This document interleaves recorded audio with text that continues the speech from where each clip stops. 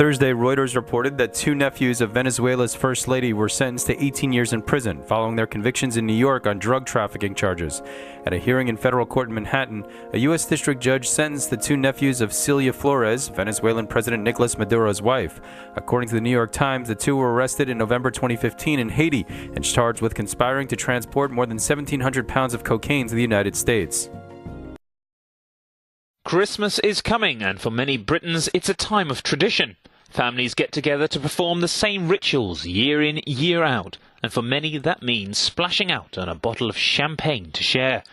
But it's also the time of year when purses are at their most stretched, so many people are opting for a cheaper sparkling alternative as the Brexit fall in the pound takes hold. And that's been evident for producer Frederick Berthelot, who has a small 8-hectare vineyard on the slopes above a tiny village in France's Champagne region. Berthelot's century-old business decided to start exporting to Britain for the first time just as the country voted to leave the EU.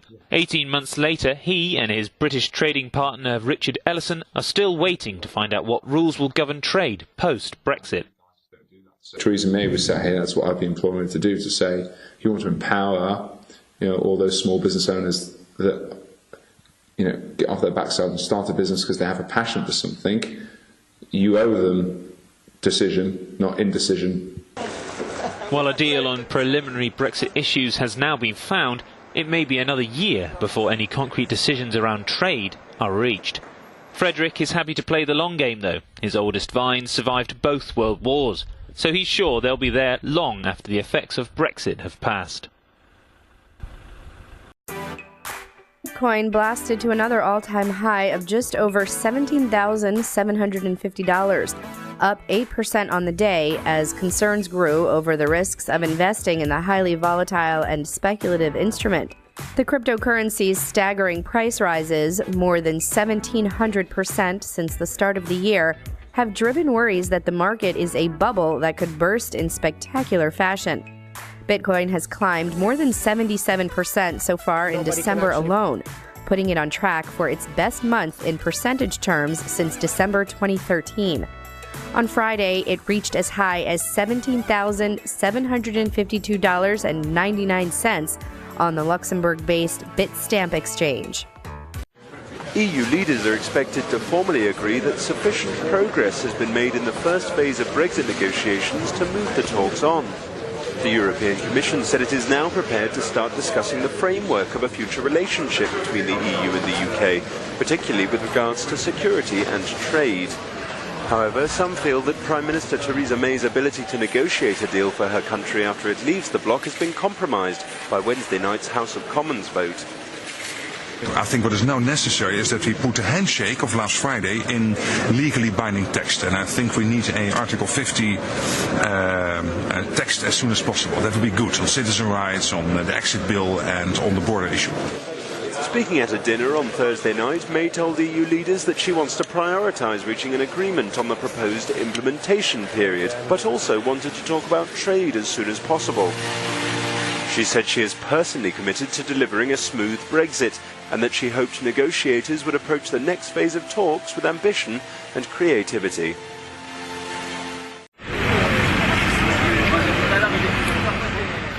A collision between a school bus and a train in the south of France has left 4 teenagers dead and 7 seriously injured. The crash happened at a railway crossing near the town of Perpignan, with the bus completely cut in half. The bus was carrying 16 students aged between 13 and 17. Authorities say it's too early to say what caused the crash. There were about 24 people on board the train. 3 of them were slightly injured.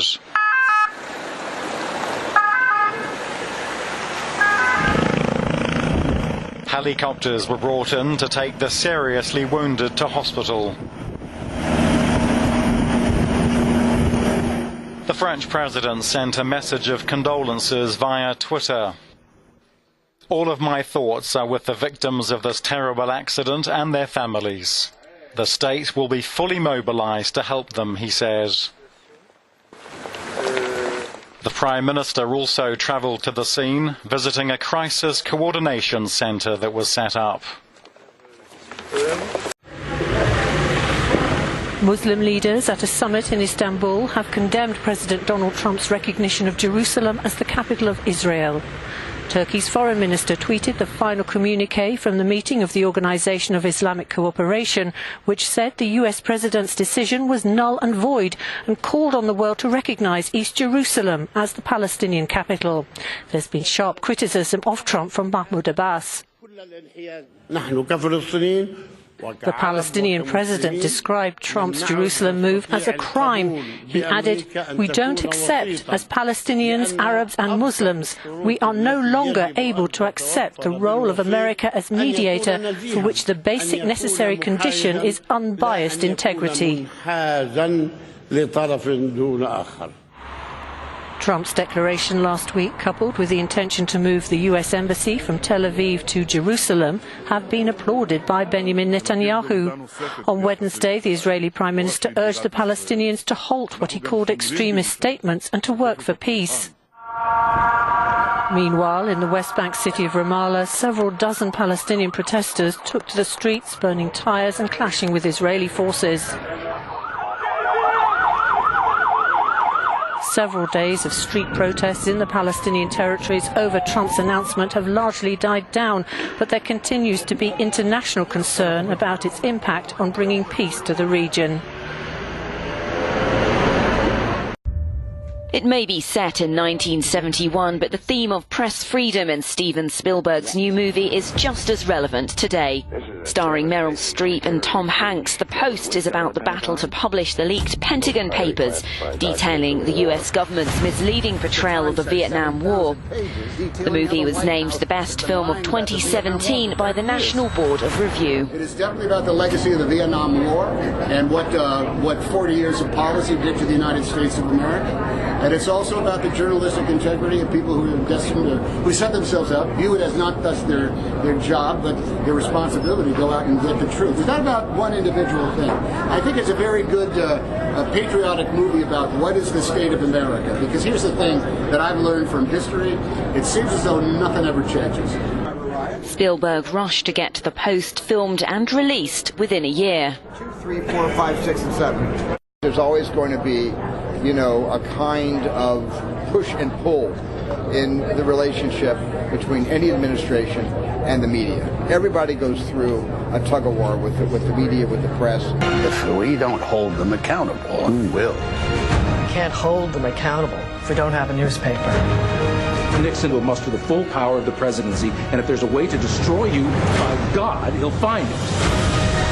The Post arrives in cinemas at the time when the media has been under repeated attacks by US President Donald Trump since his election in November 2016. If we don't publish, the US Federal Communications Commission has voted to scrap so-called net neutrality rules that regulate internet service providers and prevent them from blocking, slowing access to, or charging more for certain content. Net neutrality rules classify high-speed internet as a public utility, the goal being to ensure consumers have open and equal access to all internet content.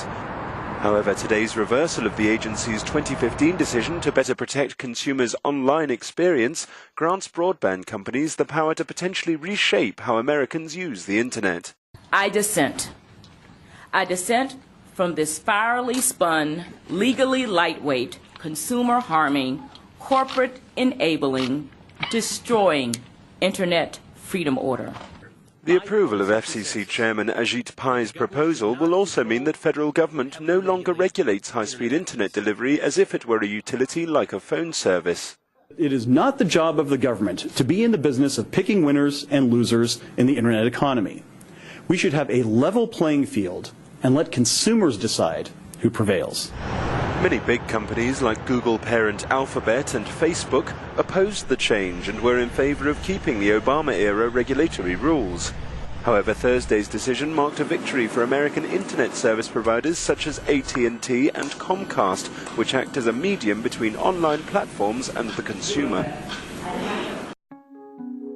Firefighters in California will be tested by vicious winds on Friday morning as they battle a huge wildfire that has claimed the life of one of their colleagues and torched more than 700 homes. 32-year-old Corey Iverson, a California Department of Forestry and Fire Protection engineer, was killed on Thursday while tackling the so-called Thomas Fire in Ventura and Santa Barbara counties. Santa Ana winds and humidity in the single digits has helped stoke the blaze that has swept through dry vegetation since it erupted on December 4th near a small private college in Ojai. It has since blackened more than 249,000 acres and is now the fourth largest wildfire on record in California since 1932. Y del evidente momento para otro espacio comercial, ahora nuestro back el deporte.